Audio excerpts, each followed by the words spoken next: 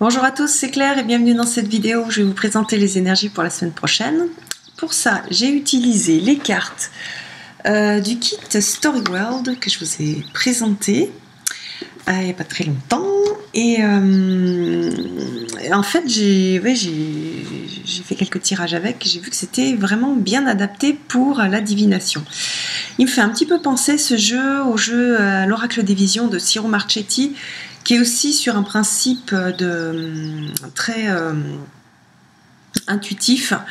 Et donc, il a mis quelques explications sur ces cartes, mais l'idée, c'est vraiment de se laisser porter par l'image de la carte. Donc là, j'ai utilisé cette technique-là pour me connecter aux énergies de la semaine prochaine. Alors, la première carte que j'ai tirée, c'est la carte du roi. Alors, la carte du roi, donc on voit un roi sur un trône avec des gens autour, qui a vous voyez qu'il y a une chouette qui correspond donc à la sagesse. Et puis donc il a un compas, il a les échecs derrière lui, le jeu d'échecs. Donc on est vraiment sur cet archétype qu'on a aussi dans l'empereur, cet archétype de maîtrise, de structure.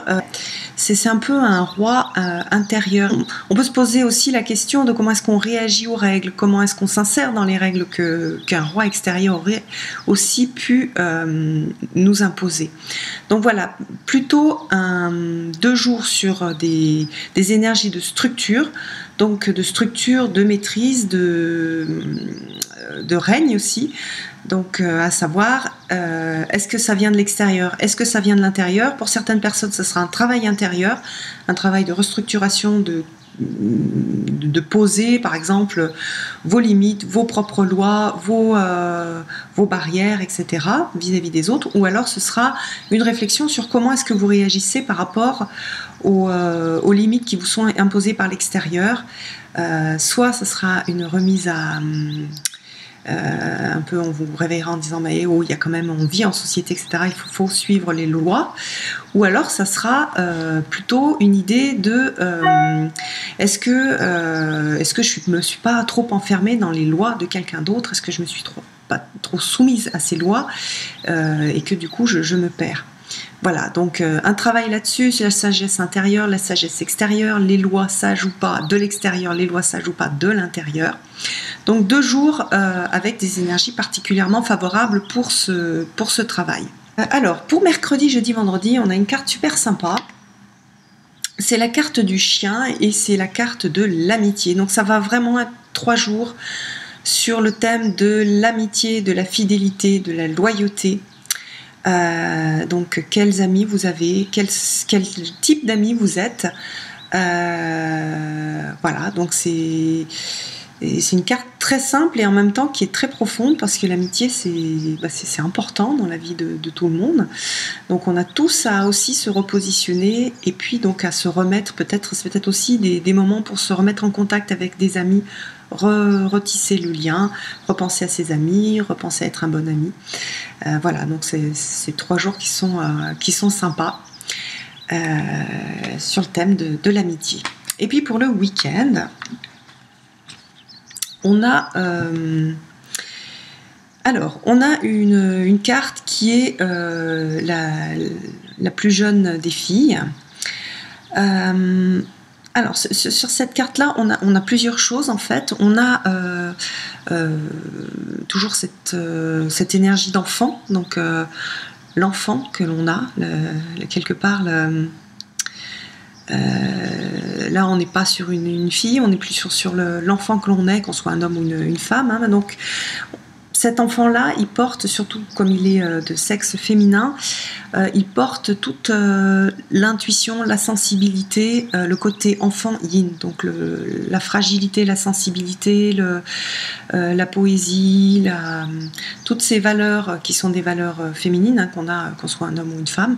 Donc, à aller rechercher en soi. Ça peut être de façon très littérale si vous avez une fille. Il va y avoir, il y a peut-être un lien à renforcer, du temps à passer avec elle. Donc un lien renforcé, du temps à passer avec elle si elle est à l'intérieur de vous, si c'est une partie de vous, si c'est une fille qui est dans votre famille ou une petite fille qui est dans votre environnement et qui est importante pour vous.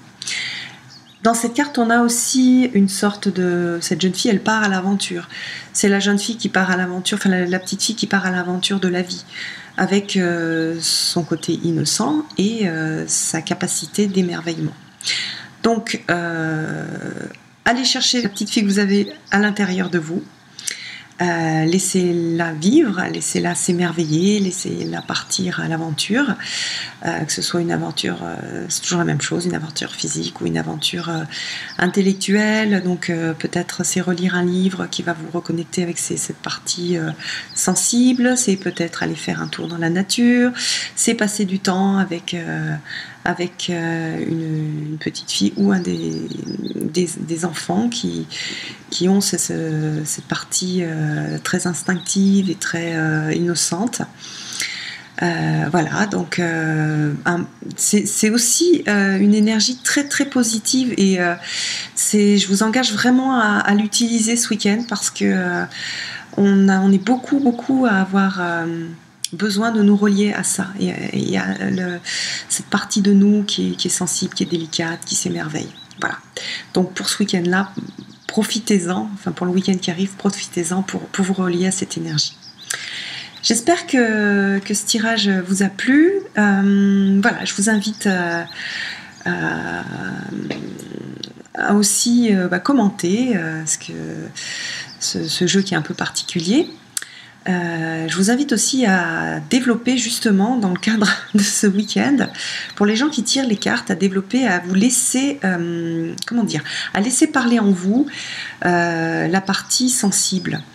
Je vois souvent, il y a des gens qui me posent des questions super techniques sur le tarot, qui essayent de tout mettre dans des cases. Et en fait, il y a une partie très très importante dans le tirage des cartes, c'est de se reconnecter à son intuition, à cette partie magique qu'on a en nous.